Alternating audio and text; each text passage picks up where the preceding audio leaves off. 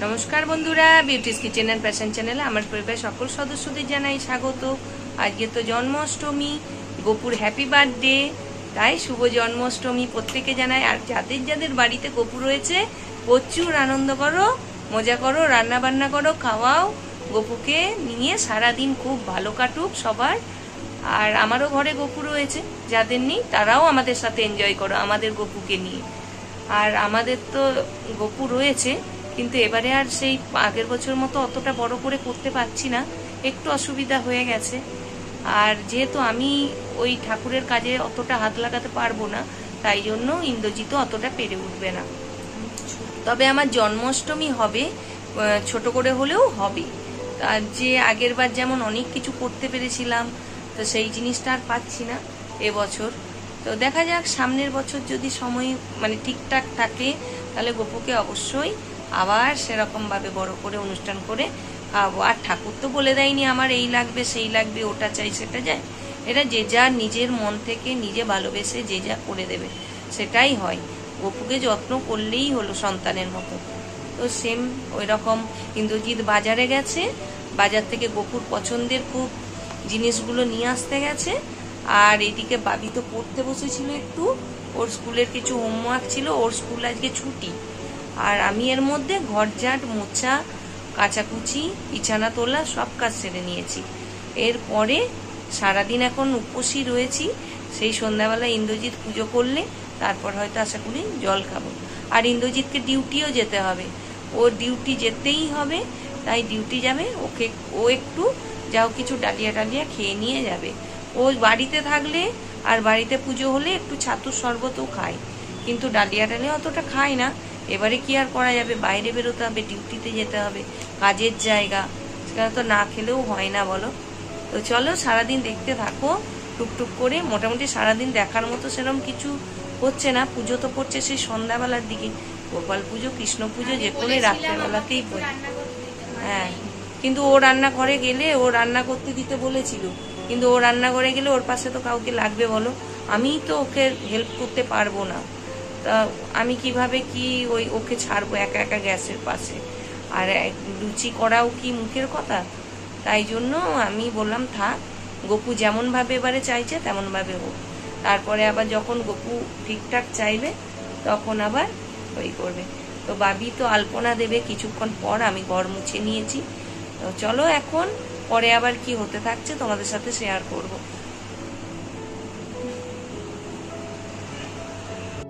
আর গোপাল পুজোর দিনেই দেখো এত সুন্দর ছাদের গাছে দুটো ফুল ফুটেছে, চারটে, যে একদম দারুণ লাগছে। আরও দুটো হলুদ জবা ফুটেছে একদম একসাথে জোড়া, আর দুটো এরকম সেই এই জবাগুলোও ফুটেছে, একটা বেঙ্গালুরি জবা, একটা পুনে জবা। তো কি সুন্দর লাগছে দেখো।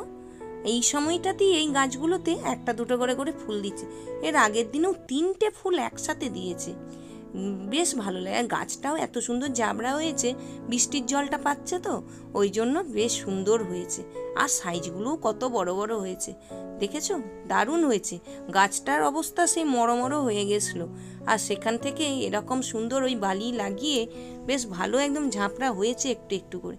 তার সাথে একটা গোলাপও হয়েছে, ভালোই হলো। জন্মাষ্টমীর দিনে একটা গোলাপও দিতে পারবে ইন্দ্রজিৎ কৃষ্ণকে। অবশ্য আমার গাছের গোলাপ হলেই কি করি বলো তো, ওই গোপালকে দিয়ে দিই, একদিন ফোটে গাছে থাকে, তারপরের দিনকেই গোপালের পায়ে দিয়ে দিই। আর বর্ষার জলের পাওয়ার পর থেকেই গাছগুলোর রূপ ফেরে। তার আগে গরমটা যখন পড়ে যা অবস্থা হয় গাছগুলোর, তখন আর গাছে একটা ফুলও থাকে না। একটু আধটু গাছে ফুল না থাকলে ভালো লাগে? ছাদে এত গাছ, সুন্দর সুন্দর ফুল ফুটবে, তবে না বেশ ছাদটা সেজে উঠবে। আর সামনেই তো শীতকাল আসছে, আবার তো গাঁদা গাছ, ডালিয়া গাছ দারুণ একদম সেজে উঠবে। আমি তো গাছ লাগাই, আমার তো ভীষণ ভালো লাগে। আর এদিকে ইন্দ্রজিতেরও চান হয়ে গেছে, গোপালকে কোন জামাটা যে সকালে পরাবে সেটা বুঝতে পারছে না। মা মায়াপুর গেছিল, তখন 12টা গোপালের জন্য জামা নিয়ে এসেছিল, তার মধ্যে থেকেই ওই একটা একটা করে ওকেশনেতে পরানো হয়। সকালবেলায় যেহেতু ইন্দ্রজিতের ডিউটি রয়েছে, ওই জন্য ও একটুখানি অল্প স্বল্প করি গোপালকে একটু চান টান করিয়ে একটু খেতে দিয়ে তাকে একটু নতুন জামা পরিয়ে তারপর ডিউটি চলে যাবে। যা হবে সব সন্ধ্যাবেলা। যদিও আজকে আমি একটু ওদেরকে হেল্প করতে পারবো না, অনেক কিছু প্রবলেম থাকে, সেটা তো জানোই, সবাই জানি আমরা, কিন্তু সে কি আর করা যাবে, সবই ওপরওয়ালার ইচ্ছা আর গোপালের ইচ্ছা, সে যেমনভাবে চাই তেমনভাবেই আমাদেরকে সব করতে হবে। তুমি চাইলেও মানে খণ্ডাতে তো পারবে না। আর হলুদ রঙের জামাটাই ইন্দ্রজিতের পছন্দ হলো, সেই 12টা জামার থেকে সুন্দর একটি জন্মদিনের দিন একদম জামা পরিয়ে দিয়েছে আর মালা পরিয়ে বসিয়ে দিয়েছে। এবেলার মুকুটটা বাঁশিটা পরালাম না, ওবেলাতেই ইন্দ্রজিৎ পরিয়ে দেবে, সুন্দর করে সাজিয়ে খেতে দেবে, তার সব পছন্দ মতো জিনিসগুলোও নিয়ে এসে রেখেছে, ওবেলাতেই ধীরে সুস্থে শান্তিভাবে কাজ করবে। এবেলা একটু লাড্ডু দিয়ে ওই পুজো করে বেরিয়ে যাবে। আর আমি যেহেতু একদম তো জানো ঠাকুরের কোনো কাজেই হাত দিতে পারবো না, বাবি সব কিছু ব্যবস্থা করছে ওর পক্ষে যতটা সম্ভব, আর আমার পক্ষে যতটা সম্ভব বাবিকে বলে বলে কাজগুলো করিয়ে নেওয়া। তো এই দেখো সব ঠাকুরের বাসনগুলো নিজেই বের করেছে আর ওগুলোকে ধুয়ে সব উল্টে রেখে দিচ্ছে।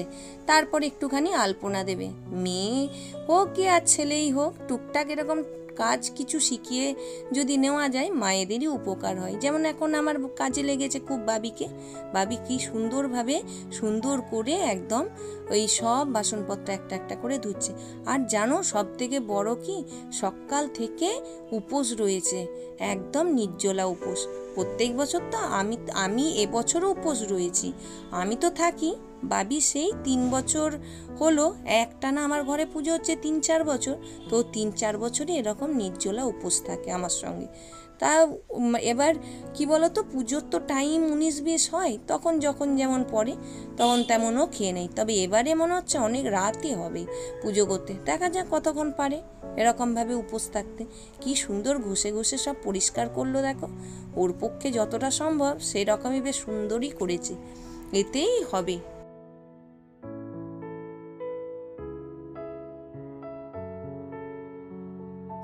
একটু করে পড়াশোনাও করছে আর কিছুক্ষণ করে ঠাকুরের কাজও করছে। তা এখন আবার আলপনা দিতে বসেছে, তখন ঠাকুরের বাসনগুলো ধুয়ে আর সুন্দর করে সব উল্টে রেখে দিয়েছে।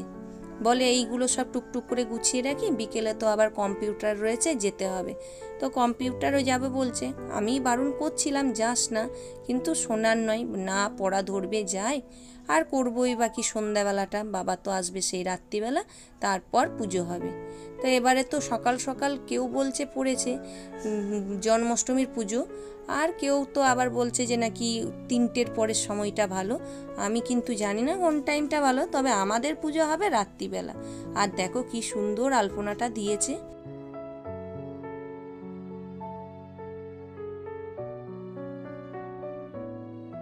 বাচ্চা মানুষ দিয়েছে, কিরকম হয়েছে তোমরা অবশ্যই কিন্তু জানিও, জানালে ও বেশ খুশি হবে। আর এখন বসেছে দেখো একটুখানি তুলো নিয়ে ওই পঞ্চপ্রদীপ, এমনি প্রদীপ, তার সব কিছু সলতে বানাতে টুকটুক করে অনেক কাজ গুছিয়ে দিল, অনেক কাজ ওর বাবার উপকার করে দিল, হেল্প করলো। তো এখন সন্ধ্যাবেলা যখন হবে তখন তো আবার সব জোগাড় করবেই, তা যতটা কাজ এসবগুলো করা যায়। আর বাবি খুব ভালোবাসে এসব ঠাকুরের কাজ করতে। আর এই বাড়িতে কি বলতো, পুজো অতটা কিছু নেই, আর আমি বিয়ে হওয়ার পরেও এত কিছু পুজোর কিছু করতাম না, উপোস করতাম, কিন্তু আমাদের বাড়িতে গোপাল যেহেতু রয়েছে, আমিও এই বছর 4-5 হলো এই গোপালের পুজোটা শুরু করেছি। বাড়িতে একটা পুজো হলে তো দেখবে অন্যরকম আনন্দই লাগে। আর আমার তো একটু বড় করেই করি, যেহেতু একটাই পুজো করি, রান্না বান্না সব করে খেতে দিই গোপালকে। তার জন্মদিনেতে ছোট্ট গোপাল সোনা আমার ঘরে বাস করছে, আর তাকে একটুখানি রেঁধে বেড়ে বছরে একদিন খেতে দেবো না তা তো হয় না, কিন্তু এবারের প্রবলেমই হয়ে গেছে বলে আর কিছু করার নেই। তো কি করা যাবে, সবই গোপালের ইচ্ছা। ইন্দ্রজিৎ এসে গেছে, এখন বাবি সব কিছু আস্তে আস্তে জোগাড় করছে, আর ইন্দ্রজিৎ চান করতে গেছে।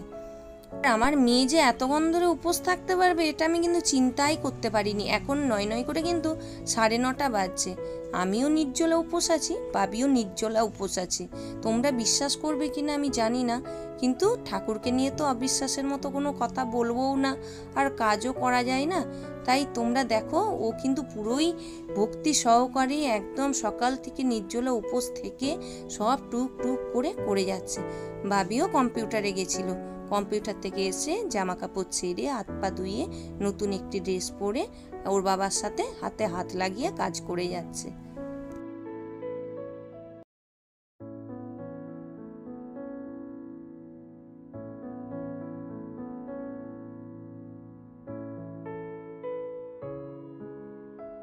আর প্রত্যেকবার তো এই কাজগুলো সব আমিই গুছিয়ে রাখি, ওই জন্য ওরা অতটা মানে ওদেরকে এই দিকটা আসতেই হয় না।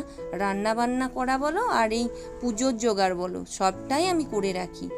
আর এবারে কি হয়েছে, আমি তো যেহেতু হাত লাগাতে পারিনি ওই জন্য বাবিকে আর ইন্দ্রজিৎকে বলে বলে দিতে হচ্ছে, ওরা একটা একটা করে সেই অনুযায়ী কাজ করছে। এখন তো এবারে গোপালকে নামানো হয়েছে আর আমাদের তো একটা জল চৌকি রয়েইছে, সেটাতেই বসানো হবে।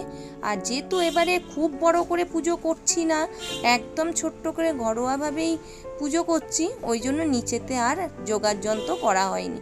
রান্না বান্না নেই, খাবার দাবার অতও নেই, ফল মালা মিষ্টি যা হয় 5 রকম সব দিয়ে এইভাবে গুছিয়ে করছে পুজোটা। জাঁকজমক নেই, কিন্তু ভক্তি থাকলেই হবে। ভক্তি সহকারে যতটা জোগাড় যন্ত্র করতে পারা গেছে সেই অনুযায়ী কাজ হচ্ছে। আর ওইদিকে বাবি দেখো ফল কাটতে বসে গেছে, সব ফলগুলিকে ধুয়ে নিয়ে এসে এখন সুন্দর করে টুকরো টুকরো করে কাটছে।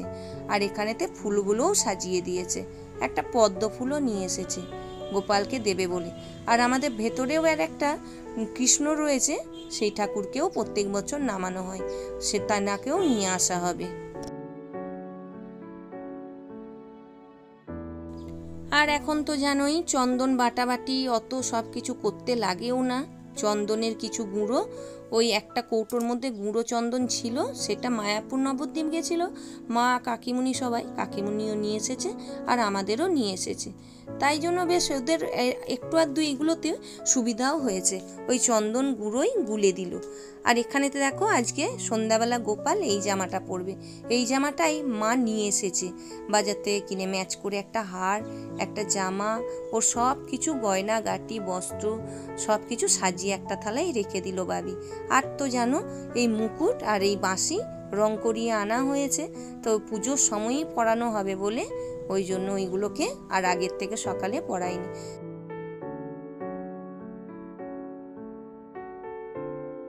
মোটামুটি তো দেখতেই পাচ্ছ সব কিছু জোগাড় করে দেওয়া হয়ে গেছে। মা তো একদম সুন্দর করে একটুখানি মালপোয়া তালের বড়া নাড়ু তারপরে এই টুকটাক জিনিসগুলোকে কিনে নিয়ে এসে আর সাজিয়ে দেওয়ার পরে ইন্দ্রজিৎ ভেতর থেকে কৃষ্ণ ঠাকুরটাকে আনতে গেল। কৃষ্ণ ঠাকুরটা সাধারণত আমাদের সবসময় ভেতরেই থাকে শোকেজে, আর এই পুজোর সময়টাতেই বের করে পুজো করা হয়।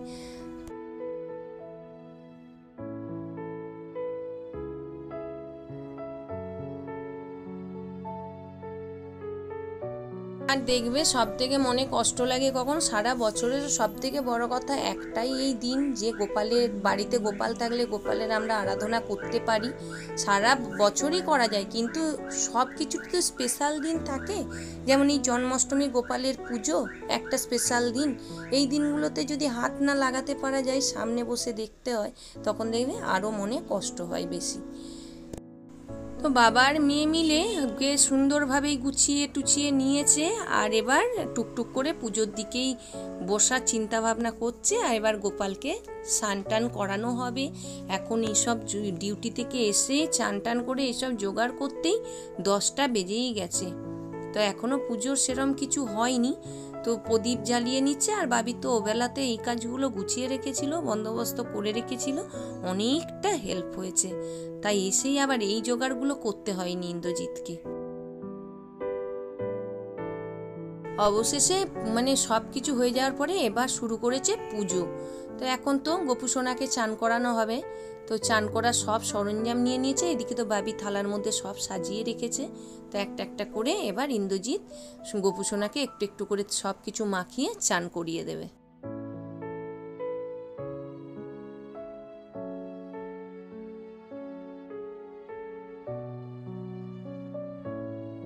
তো চান টান করিয়ে নিয়ে এখন দেখো গোপালকে সুন্দর করে জামা পরিয়ে দেওয়া হচ্ছে, আর ওর সব কিছু মানে সব গয়না গাটি সব কিছু একটা একটা করে পরিয়ে দেওয়া হবে।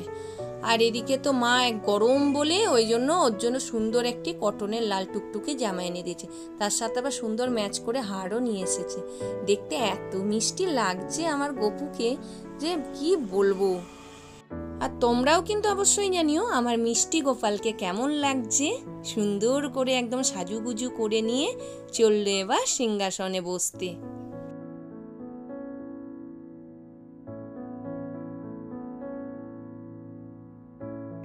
ব্যাস ফুল মালা একদম সুন্দর করে সিংহাসনটাকে ভরিয়ে তুলেছে ইন্দ্রজিৎ, সাজিয়ে দিচ্ছে গাঁদা ফুল দিয়ে।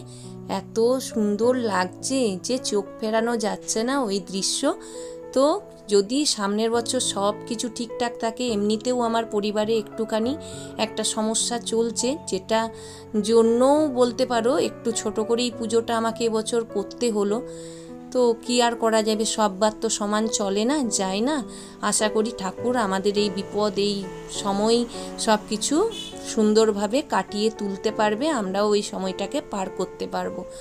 তো যদি হয় আবার সামনের বছর খুব বড় করে ধুমধুমার করেই পুজো করব, শখ রইল, ইচ্ছা রইল। এবার বাকিটা সবই ওপরওয়ালা আর ঠাকুরের উপর ছেড়েই দিলাম। এছাড়া তো আমরা কিছু করতেও পারি না। ইন্দ্রজিতের মোটামুটি পুজো হয়েই গেছে, এখন এবার আরতি করছে, আর বাবি তো সমানে শাঁখ বাজিয়েই যাচ্ছে।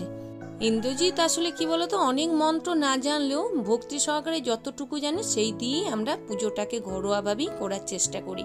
মানে আমার ইচ্ছা বলো, ইন্দ্রজিতের ইচ্ছা বলো, সবসময় আমরা মানে নিজেরাই করব। বাইরে পুরোহিত ডেকে আমি পুজো করাতে অতটা মানে চাই না। তো ইন্দ্রজিৎ পারে বলেই যতটুকু পারে ভক্তি সহকারে ততটুকুই করে, আর আমি যতটুকু পারি ভক্তি সহকারে ততটুকুই গোপালকে আমি দিই। তো তাই করি। তো পুজো হয়ে গেছে দেখতে পাচ্ছ, ইন্দ্রজিৎ এবার পাঁচালি পড়ছে। ধারী নারায়ণ দৈবকী উদরে জন্মে কিসের কারণ? বশিষ্ঠ কহেন রাজা শুনো ভক্তি মনে, নারায়ণ স্বর্গ ত্যাগী কিসের কারণে? জাঁকজমক না থাকলেও ছোট করে কিন্তু পুজোটা এবারেরও খুব সুন্দরভাবে আমাদের হলো, আর হয়েও গেল, পেরিয়ে গেল। তো সারাদিন যেহেতু বাবি উপোস ছিল, আমি উপোস ছিলাম, কিচ্ছু জল পর্যন্ত দেওয়া হয়নি মুখে, তাই তাড়াতাড়ি করে এসে প্রসাদ নিয়ে এখন ডিনারের ব্যবস্থা করলাম। তো আলুর দমটা মা করেই রেখেছিল, লুচি ভেজে এখন এবার সবাইকে খেতে দেবো। আমার মেয়ে এত সুন্দরভাবে সারাদিন উপোস থাকবে এটা আমি আশাও করিনি, ভাবতেও পারিনি। ভক্তি থাকলে, ইচ্ছা থাকলে সব পারা যায়, সেটাই হয়েছে। তো চলো আজকের ভিডিওটা এখানেই শেষ করলাম। যদি ভালো লাগে একটা লাইক, শেয়ার, সাবস্ক্রাইব করে পাশে থেকো।